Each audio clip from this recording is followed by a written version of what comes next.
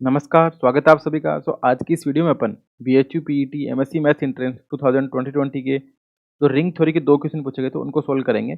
अब यहाँ पे क्या हुआ कि रिंग थ्योरी के जो 2 सिंपल से क्वेश्चन है, उस पे बस आपको बताना है कि नंबर ऑफ मैक्सिमल आइडियल कितनी होंगी और कौन सी जो रिंग है वो इंटीग्रल डोमेन होगी कि नहीं। तो यहाँ पे मेरा इन क्वेश्चन को सोल्व करने का मकसद यही है कि आपको ये बताना कि इंटीग्रल डोमेन की डेफिनेशन आप कैसे चेक करनी है और मैक्सिमल आइडियल आप कैसे निकालते हैं, क्योंकि ऐसा क्वेश्चन रिपीट भी होता है, आपको गलती नहीं करनी है। और आप previous year paper, PDF, syllabus के लिए Telegram channel exponential mathematics join कर सकते हैं। इसके लिए आपको @exponential mathematics 2531 सर्च करेंगे तो आप इसके डिस्क्रिप्शन ग्रुप में चले जाएंगे। और अगर आप सिंपली टेलीग्राम के सर्च बार में एक्सपोनेंशियल मैथमेटिक्स सर्च करेंगे तो आपको टेलीग्राम चैनल पे ये सारी चीज़ें अवेलेबल हो जाएगी। तो इन दोनों क्वेश्चंस को सोल्व करने का बस यही मकसद है कि आपको जो बेसिक कॉन्सेप्ट है, आप बोलते हैं कि सर शॉर्ट नोट्स, तो शॉर्ट नोट्स टाइप का ही एक वीडियो है ये। इसमें बस आपको सिंपली क्या होगा कि यहाँ पे आपको सारे जो क्वेश्चन है वो सिंपल फॉर्म में आपको नोट मिल जाएगा। तो पूछा कि which of the following ring is an integral domain Z4 with respect to addition modulo 4 and multiplication modulo 4 with respect to addition modulo 9 और multiplication modulo 9, addition modulo 11 और multiplication modulo 11, addition modulo 21 और multiplication modulo 21। पूछा कौन सी ring है वो integral domain होगी। तो सबसे पहली बात तो आपको पता होनी चाहिए इंटीग्रल डोमेन की डेफिनेशन क्या होती है कि एक कम्यूटेटिव रिंग विथ यूनिटी होनी चाहिए r plus dot is set to be integral domain if a into B अगर जीरो हो जाता है तो आपको या तो a0 मिलेगा या b0 मिलेगा, जहाँ पे a और b क्या है, इसको अपन क्या बोल सकते हैं, विदाउट जीरो डिवाइजर।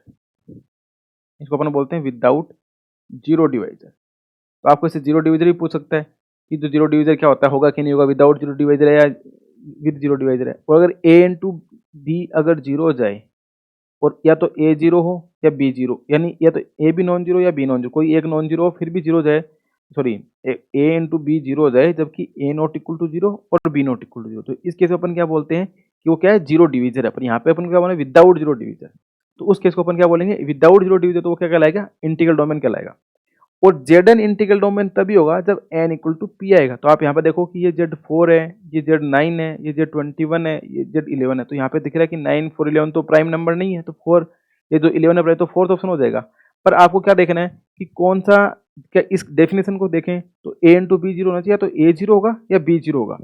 अब देखो आप Z4 में आप क्या लिख सकते हो, 2 इंटू टू है, तो 2 इंटू टू इक्वल टू क्या आएगा, 4 आएगा। और 4 क्या होता है, जीरो जाता है किसमें, Z4 में। पर ना तो 2 जीरो है और ना ही ये वाला 2 जीरो, तो दोनों क्या है, नॉन जीरो है, फिर भी जीरो आ रहा है। इसका मतलब क्या है कि with zero division, without zero division नहीं हुआ। Z9 की बात करें तो 3 इंटू थ्री करेंगे तो क्या आएगा, 9 आएगा। अब ना तो 3 जीरो है, पर 3 इंटू थ्री 9 करने पे क्या आ रहा है, 9 क्या हो जाता है, जीरो हो जाता है Z9 में। तो ये भी क्या, विदाउट जीरो डिवीजन नहीं है। अब 21 में यहाँ पे देख सकते हो 3 इंटू सेवन करने पे क्या आ रहा है, जीरो आ रहा है। पर ना तो 3 जीरो है और ना ही 7 जीरो है, पर नॉन जीरो का मल्टीप्लिकेशन जीरो आ रहा है। इसका मतलब है with zero division, without zero division होने के लिए या तो a जीरो होना चाहिए या b जीरो होना चाहिए, या तो 3 जीरो होना चाहिए 7 जीरो होना चाहिए, या तो दोनों 2 जीरो होने चाहिए, दोनों 3 जीरो होना चाहिए। पर ये कोई सी भी कंडीशन सेटिस्फाई नहीं करी। पर Z11 में आपको ऐसा केस मिलेगा ही नहीं कि a इंटू बी करने पे जीरो आ जाए विदाउट a और b इक्वल टू जीरो, यानी कि या तो a और b जीरो तभी होगा जब या तो a जीरो होगा या b जीरो होगा। तो इसका मतलब जो इंटीग्रल डोमेन यहाँ पे कौन सा हो जाएगा, Z11 हो जाएगा। n इक्वल टू p होने पे इंटीग्रल डोमेन बनता है। अब नेक्स्ट क्वेश्चन में पूछ रहा है कि which of the following, sorry, the number of maximal ideal in ring Z27 के पास मैक्सिमल आइडियल कितनी होंगी। तो पहली बात तो आपको मैक्सिमल आइडियल की डेफिनेशन पता होनी चाहिए। अगर R कोई आइडियल है, I इसकी कोई आइडियल मैक्सिमल तभी कहलाएगी। तो पहली बात तो ये कि I not equal to R होना चाहिए। I मैक्सिमल तब कहलाएगी अगर I contained in M contained in, अगर R टाइप का केस बन जाए तब या तो I इक्वल टू M होगा और या M इक्वल टू R होगा। इस केस में I को अपन क्या कहेंगे, मैक्सिमल आइडियल। कहने का मतलब ये है कि I और R के बीच में कोई आइडियल नहीं मिलनी चाहिए बीच में, जो इस प्रकार का कंडीशन को होल्ड करे, तब I को अपन क्या बोलेंगे, मैक्सिमल करेंगे, इन सबसे बड़ी आइडियल हो जाएगी। तो the number of maximal ideal in Zn maximal ideal क्या होती है, number of prime divisor n, यानी कि n के जो जितने प्राइम डिवीजर होंगे वो इसकी क्या हो जाएगी, नंबर ऑफ मैक्सिमल आइडियल हो जाएंगे, उतने ही नंबर ऑफ प्राइम डिवीजर के लिए। ये तो किसके लिए, Zn के। अगर आपको पूछे कि I equal to P M Z is maximal ideal of M Z, यानी जैसे 6Z 8Z 7Z 9Z, इनकी मैक्सिमल आइडियल पूछे तो कितनी, इनको फैक्टर कर लो PMZ टाइप की, वही उसकी क्या बनेगी मैक्स। जैसे हमारा सपोज आपको पूछे कि 6Z की मैक्सिमल आइडियल बताओ, तो 6Z को अपन क्या लिख सकते हैं कि 2 इंटू थ्री इंटू जेड, तो ये क्या हो जाएगा PMZ। तो ये इसकी क्या बन जाएगी, सॉरी, तो 6Z नहीं होगा यहाँ पे, क्या पूछे कि PMZ is maximal ideal of MZ, PMZ type का ही क्या बनेगा, इसकी मैक्सिमल आइडियल बन जाएगी किसकी, MZ है। इसका फैक्टर करना पड़ेगा आपको।